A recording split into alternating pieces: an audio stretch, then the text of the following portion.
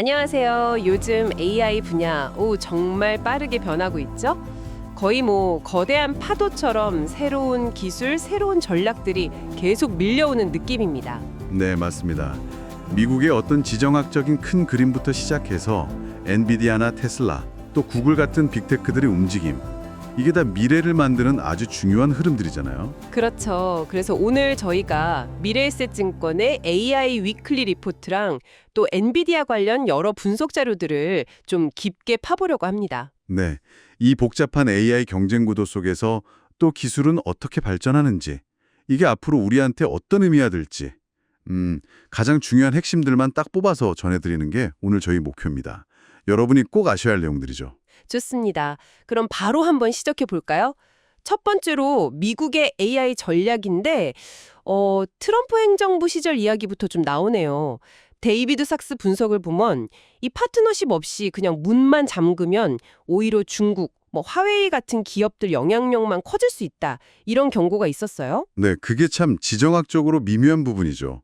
근데 이런 상황 속에서 중동, 특히 UAE랑 사우디가 AI 인프라에 엄청난 돈을 쏟아붓고 있거든요. 그 얘기 저도 봤어요. 사우디 후메인? 거기가 엔비디아 최신 칩 GB300이랑 AMD 장비에 대규모 투자한다고요. 맞습니다. 중동 전체로 보면 2030년까지 데이터 센터 용량을 6기가와트 이상으로 늘리겠다는 건데 이건 엔비디아 같은 미국 기업들한테는 엄청난 기회죠. 근데요, 미국이 제재를 하는데 엔비디아가 중국 시장을 그냥 버릴 순 없을 거 아니에요? 자료에 보니까 대응책 같은 게 있나요? 네, 그게 또 재미있는 지점이에요. 엔비디아가 제재를 좀 피하면서도 중국 시장에 발은 담그려고 B40이나 6000D 같은 약간 저사양 칩을 개발 중인 것 같더라고요. 성능을 좀 낮춘 거군요. 그렇죠. 4나노 공정의 GDDR7 메모리 쓰긴 하는데 성능 제한을 둔 거죠. 어떻게든 시장은 놓치지 않겠다는 의지로 보입니다. 이야기가 자연스럽게 엔비디아로 넘어가네요.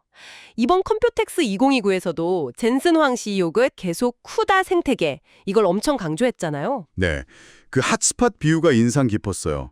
특정 연산의 병목 현상, 그 핫스팟을 계속 최적화해 나간다. 이 쿠다 생태계가 있으니까 하드웨어가 팔리고 또 그 하드웨어 사용자가 많아지니 쿠다가 더 강해지고 이게 완전 선순환이죠?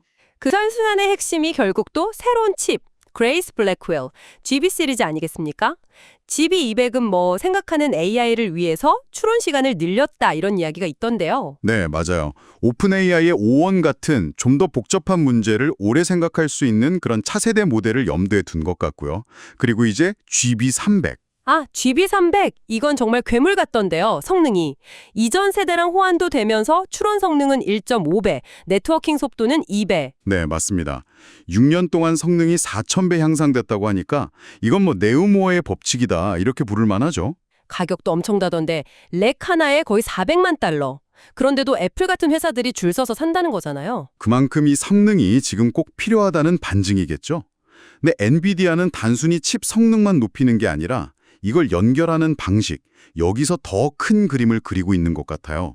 바로 NV링크 퓨전 전략입니다. 엔비디아 링크요. 그게 뭔가요? 자체 고속 연결 기술인 NVLink를 개방하는 거예요. 그래서 퀄컴이나 마블 같은 파트너사들이 자기들 칩, ASIC이나 CPU 같은 걸 엔비디아 GPU랑 쉽게 붙여서 쓸 수 있게 지원하겠다는 거죠. 아하, 경쟁 연합인 UR링크보다 한 발 앞서서 그냥 엔비디아 중심으로 퓨전을 만들겠다 이런 거군요. 그렇죠. 근데 자료에서는 이걸 개방적이지만 소유된 모델이라고 평가하더라고요. 개방했지만 결국 엔비디아 거다. 약간 락인 효과? 종속되는 거 아니냐는 우려도 있겠는데요? 정확합니다. 그게 바로 시장에서 주목하는 지점이죠.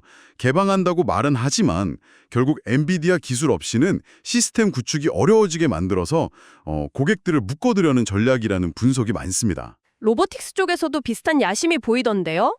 GR로군 플랫폼이랑 GR로군 드림즈인가요? 합성 데이터? 네, 맞아요.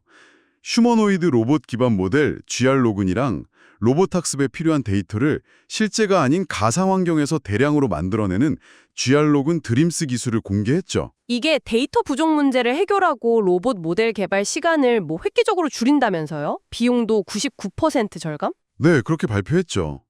이걸로 50조 달러 로보틱스 시장을 잡겠다는 건데 여기서 또 재미있는 게 테슬라와의 접근법 차이예요.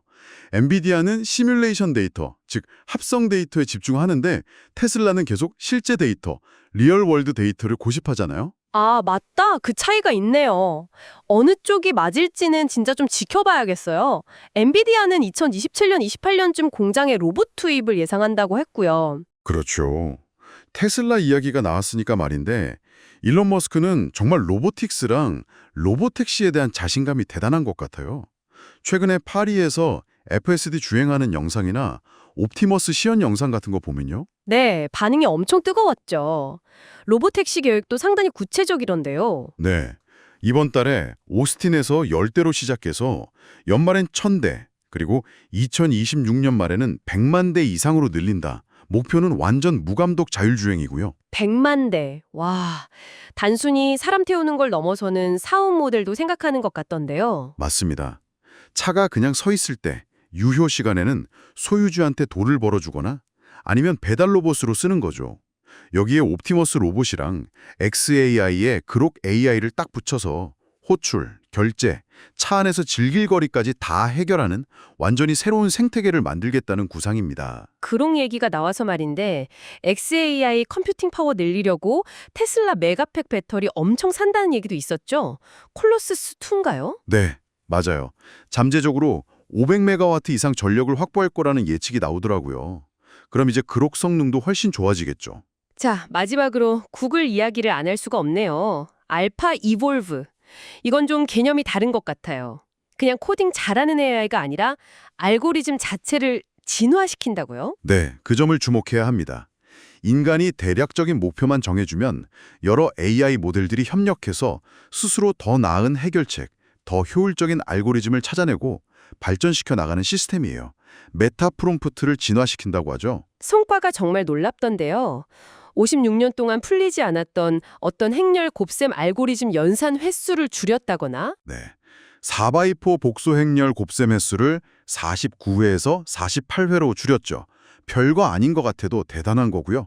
또 11차원 키싱 넘버 문제 개선이나 구글 내부 시스템 최적화에서 연간 154 GHW 전력 절약, GPU 코너 최적화로 속도 향상까지. 와, 이건 진짜 AI가 그냥 주어진 일만 잘하는 게 아니라 뭔가 새로운 걸 발견하는 수준으로 가고 있다는 신호 아닐까요? 바로 그겁니다. AI가 단순히 인간의 작업을 도와주는 걸 넘어서 이제는 인간이 해결 못한 문제를 스스로 풀고 최적화하는 단계로 들어설 수 있다. 이 가능성을 보여주는 아주 강력한 사례죠.